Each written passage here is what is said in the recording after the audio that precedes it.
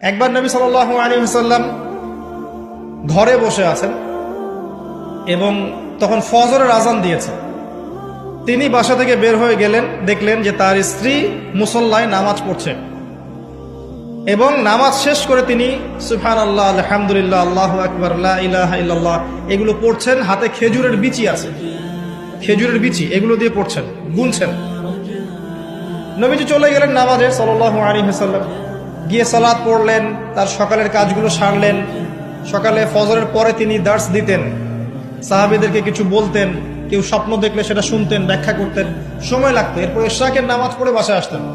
তিনি সকালের সমস্ত কাজ সেরে বাসায় ফিরে দেখলেন স্ত্রী রাদিয়াল্লাহু আনহা তখনও ওই অবস্থাতেই বসে আছে এবং তাসবিহ তাহলিল করছেন।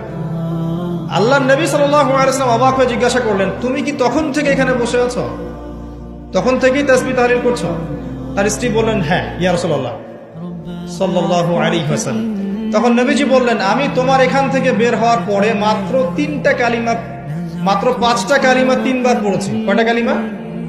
মাত্র 5টা কালিমা আমি 3 বার পড়েছি। তুমি যতক্ষণ আমল করেছো এই আমলটাকে যদি এক পাল্লায় রাখা হয় আর আমারটাকে আরেক পাল্লায় রাখা হয়, আমারটা ভারী হবে বলে আমি আশা করি। সেটা কি?